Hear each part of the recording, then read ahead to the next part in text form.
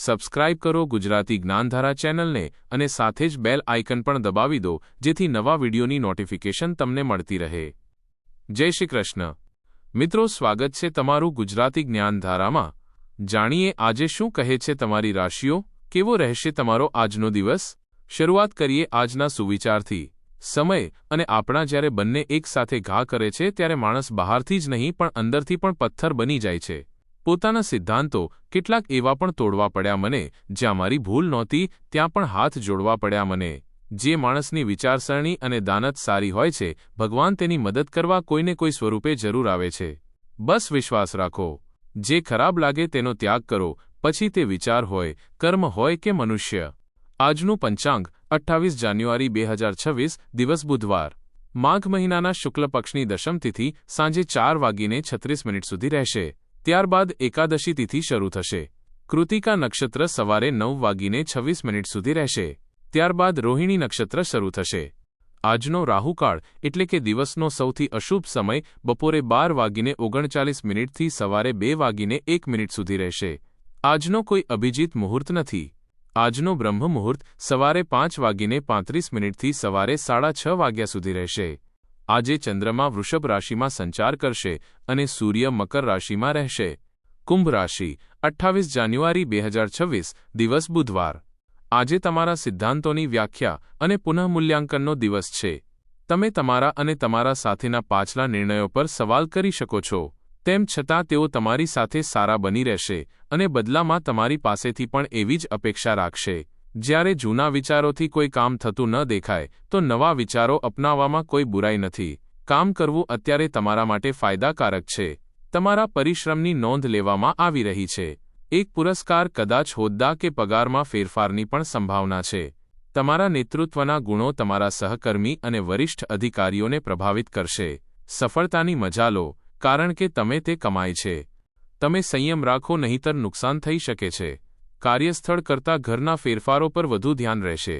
તમે ભૂતકાળ વિશે વિચારીને ઉદાસ મહેસૂસ કરી શકો છો। આપણે ખોટા માણસને પ્રેમ કરી શકીએ છીએ, તેના માટે રડી શકીએ છીએ, પરંતુ આપણી ભૂલો જ આપણને સાચા માણસ સુધી પહોંચવામાં મદદ કરે છે। તમારું કોઈ મહત્વપૂર્ણ કામ આજે પૂરું થશે। સરકારી ક્ષેત્રમાં ફસાયેલું કામ આજે પૂરું થઈ શકે છે। બિઝનેસમાં આજે તમારી સારી કમાણી પણ થશે। તમે આજે કોઈ અજાણી વ્યક્તિ પાસેથી સહયોગ પ્રાપ્ત કરી શકશો। વિરોધીઓ આજે શાંત રહેશે, પરંતુ તમારે આજે ભાવુકતા પર કાબૂ રાખવો પડશે, નહીં તો લોકો તમારો ફાયદો ઉઠાવી શકે છે। તમે રુચિકર ભોજનનો પણ આનંદ લઈ શકશો। ટેકનિકલ જ્ઞાનનો ફાયદો મળશે। કામના સિલસિલામાં મુસાફરીનો યોગ પણ બનશે। વૈવાહિક જીવનમાં પ્રેમીનો સહયોગ મળશે। વિરોધીઓથી પણ સતર્ક રહો। આજનો દિવસ તમારા માટે બાકીના દિવસો કરતાં સારો રહેવાનો છે। તમારી ચારે બાજુનું વાતાવરણ ખુશનુમા રહેશે। સંતાને જો કોઈ પરીક્ષા આપી હોય તો તેના પરિણામ પણ આવી શકે છે। જીવનસાથીને પ્રમોશન મળવાથી ખુશી થશે અને પરિવારના સભ્યોમાં એકતા પણ જળવાઈ રહેશે।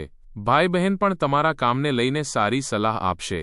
તમે સારા ખાનપાનનો આનંદ લેશો, પરંતુ તમને તમારા કોઈ મિત્રની તબિયતને લઈને ચિંતા સતાવી શકે છે। કોઈ પરેશાનીનું સમાધાન મળવાથી રાહત મળશે તથા ભવિષ્ય સંબંધિત નિર્ણયો લેવા માટે હિંમત પણ આવશે। આજે કોઈ મૂલ્યવાન વસ્તુની ખરીદી શક્ય છે, સાથે જ નજીકના લોકો સાથે મળવાના અવસર પણ બનશે। આજે સ્થિરતા અને સુરક્ષાનો અનુભવ થશે। મન વ્યવહારિક રહેશે અને વડીલોની સલાહ ભરોસો વધારશે। બાળકો જવાબદારી બતાવશે।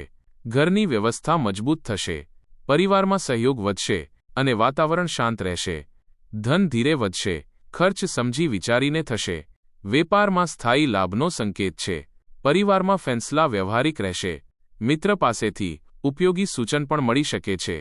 નાના પ્રયાસ પણ મોટા પરિણામ આપી શકે છે। ટેકનિકલ ક્ષેત્રમાં ભરોસાપાત્ર પ્રોજેક્ટ મળશે। કળા ક્ષેત્રમાં રચનાત્મક ઓળખ પણ બની શકે છે। કાનૂની મામલામાં વ્યવહારિક નિર્ણય થશે। ચિકિત્સા ક્ષેત્રમાં જવાબદારી વધશે। ફ્રીલાન્સરને સ્થાયી ક્લાયન્ટ પણ મળી શકે છે। વેપારમાં રોકાણ સુરક્ષિત રહેશે। પદોન્નતિની સંભાવના પણ ધીરે બનશે।